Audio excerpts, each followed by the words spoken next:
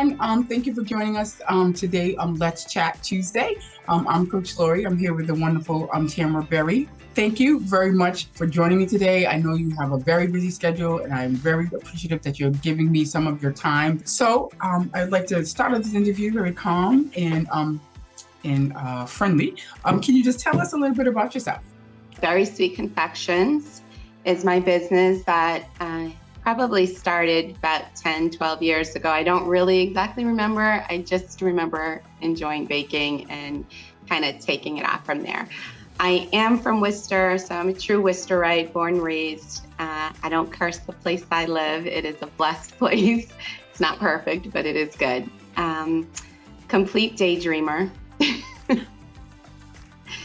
And let's say pretty hopeful about just where God's taking me on this journey right now. And have a family that's here, family, friends. And I'm just a Worcester girl. Born and raised. I hear you. To piggyback that, what do you see your dreams for your company, your business? What's your big dream, your overall dream, your big goal? Some of those are hard to voice, right? We kind of keep those a little close to the vest, but I definitely am hopeful for a storefront, for a shop one day. Kind of already in my mind have what it looks like. So I'll kind of keep those things a little secret, but I would love to ultimately own a bakery and have one. My goal is to be the first Black woman-owned bakery in the city of Worcester. That is yes. That's my hope. I would love to see that. That would be Amen. Awesome. That is my dream for you. As a fact, I'm like, I just want to walk in there to get her cakes and cupcakes off the shelf and just send folks there. So that would be awesome. I think you kind of answered this, but what are you most passionate about? The baking. It's kind of what wakes me up. It keeps me wide awake at 2 a.m, but it gives me the energy at 6, 7 o'clock in the morning to keep doing. I feel like it's my sweet spot, right? I think anytime I'm being creative, whether it's baking, sewing, I have a degree in textiles. I have background in fashion design. I have background in clothing. My grandmother taught me to crochet, all of these lost arts that people don't really do anymore because it's just easier to go to the store. But anytime I'm able to just kind of be creative and get outside of myself, just kind of shut the world out, that's when I'm probably my happiest. Okay. Do you also do products or crochet and do textiles and sew as well with your baking? I do that for my personal self, unless I'm kind of giving it as a gift, every year, except for this year, but every year for the last probably 7 or 8 years, I would make something, whether it was sewing pajama bottoms or, doing things for, I can't think of what they're called, but little bowls so that when you're heating something up in the microwave, it's just easier to take out. Or baking something. Last year I made crochet scarves for a bunch of people. So I always try to just kind of give a part of myself to people that way. And this year I'm slacking this year. I'm behind the 8 ball a little bit. My goal though tonight is to make gingerbread cookies.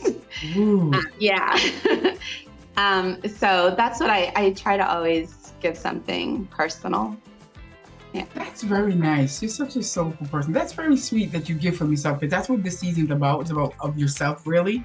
Society's made it really commercialized, but it's really about giving of yourself. So I'm thinking that. Totally. What would you tell your younger self? Okay. Well, probably no particular order, but your mom was right. He had a pretty smile. I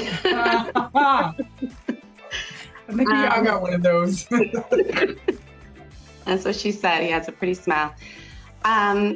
trust God that he knows what he's doing. Mm-hmm. You had kind of mentioned that question to me, and I had a bunch of things written down, but Mm-hmm. I think those are the two that really stand out, is that Mom had been there. She knows, right? So she wasn't always my mother. And just that God has a plan for each of us, and just to do it afraid, trust God that he knows he knows what's in front of me. Mm-hmm. And yeah, do it afraid. Do it afraid. Do it afraid. I agree. Fear holds a lot of us back from doing certain things, so we're not afraid because we are afraidful. But doing it afraid and doing it anyway is very good. It's a good motivation for yourself. This is my maiden voyage, right? Speaking with you, which I'm so glad it was you, because you've got a wonderful heart. Thank you. So thank you for reaching out to me. But yeah, this is definitely out of my comfort zone. But do it afraid. Yeah, and you're doing it. You're absolutely doing it. You're doing great. Out of the many things that you do and have done, what are you most proud of? I think as far as what I'm proud about myself is that I just have always had a heart for volunteerism,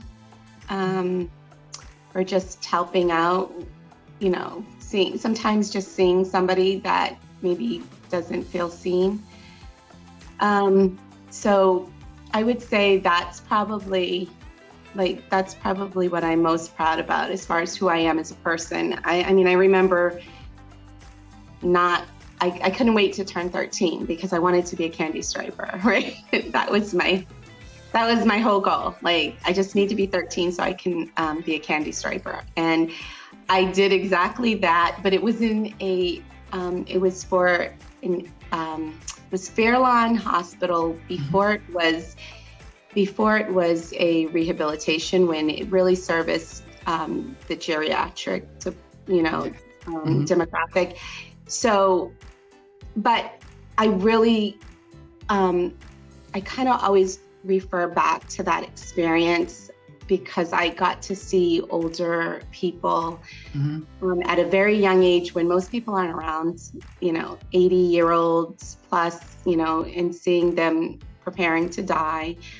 Even like, I think my first day there was a woman that had passed, but it helped me to have some compassion. I remember a woman that everyone told me, like, oh, when you go in there, she's probably going to spit up at you. She's going to do that, and truthfully, I don't know, she maybe just saw that I was just this young girl, and she was very kind to me. And I believe I was in turn kind to her. And so we had a nice relationship for the time that I had known her. And I always think about her. And it's been a lot of years. I think it sounds like she's positively impacted each of you. I was a candy striper too. I think at Memorial I was like 15. I did it for a couple of years. I did. They're like, why are you doing that? Because you want to help people. When you do, you just have that helping spirit, and you doing that. One of my favorite questions is, what is your favorite quote and why?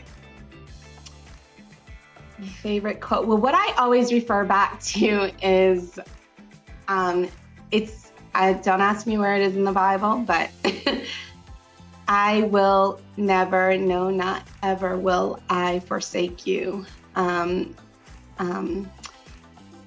It just reminds me that when life happens, when, things don't happen the way we want, when people leave, whether on their own or because, their time here is gone, is spent, that God will never leave me. He will not forsake me. I'm not in this alone. And so I always kind of remind myself that, okay, it may feel this way, but that's not what it is. So yeah, that's probably that one. And the other one that talks about forsaking is Psalm 27:10. When your mother and father forsake you, that's when I'll take you up and adopt you as my own.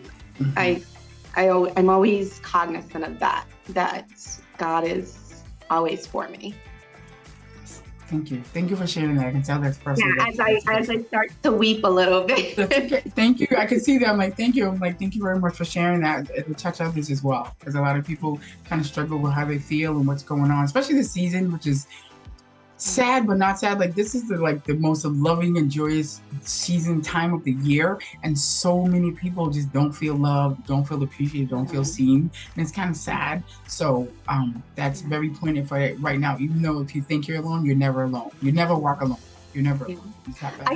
I think especially during this time, it's important to get out of our way. And when I'm feeling like things aren't happening, I feel like it's best when I'm able to kind of do something for someone, because then it just makes me feel better about myself. It gets me out of, the humdrum, and it helps someone else out. And sometimes, we always kind of want the recognition, but I feel like it's always important to do it behind the scenes. Like everybody doesn't need to know how wonderful we are. It's like sometimes it's okay to just do it in secret and, just let God kind of love on us afterwards. Mm-hmm. Yeah. And He will, because when you do stuff quietly, you can tell folks God will definitely bless you in front of others. So yes, you are very true. He will. He will. Are there any projects that you're currently working on that the audience can look out for? So I, in the spirit of wanting to give back, there's this challenge on Facebook. What is it called? It's the Make-A-Wish Foundation Challenge, a baking challenge. So if you go to my personal page, I don't have it on my professional page, my Berry Sweet page, because I didn't want to open it up to folks that really aren't, have been customers or that aren't in the area. I really wanted it to be more about friends and family. So I put it on my personal page that if they donate to Make-A-Wish Foundation for a child, a young person with a terminal illness, that foundation most people are familiar with, that they, grant a wish of a child. And so they had this baking challenge that if you donate, I, as the baker, and you don't have to be a baker, anyone is welcome to do this, but I, as the baker, I will make something. You donate, say, Laurie, you donate $25. I will then say, you know what, maybe today I'll make some cookies, or I'll make, some brownies, and I will either donate it to you and to thank you for your donation, or you can say, you know what, how about you donate it to a first responder? And then I'll just, take it upon myself to get it to that person or that organization. So currently, I actually started it it's supposed to be for the new year, January. I've got about 3 donations already, last time I checked. So I've got to get busy baking. It doesn't start until January. So I have told the people that have donated, I'm like, give me a couple of days. And then, so that's what I'm working on currently, and in the very foreseeable future. But what I'm working on right now, if you don't mind, I'd love to show you. Yes, I'd love to see that. So it is it's a work in progress, but I don't know if you can see it. So it's a sneaker cake. Yes. I'm doing the Vans, and it's for a young man. His grandmother and my mother worked together for many years. And she called me up and was like, don't do anything fancy. I just want a cake with a sneaker on it. And I'm like, does she know me? No, really? Fancy is your middle name. No. I don't do basics. So I said, plus it helps me to kind of hone in my skill, and I get to enjoy the time that I put into it. She doesn't know that I'm actually doing a sneaker cake, so she'll forgive me, but it helps me, and she looks like the hero when she shows up with the cake. That's partly so that's what I'm working on. Thank you. Thank you very much. Thank you, Tamara, for giving your time. You are such a wonderful, wonderful, beautiful soul. I'm glad that you accepted my invitation to love on yourself a little bit, because you don't. And I just wanted to make sure you can do that and let the rest of us love on you as well. Thank you very much for your time. You're welcome. Thank you. This was perfect.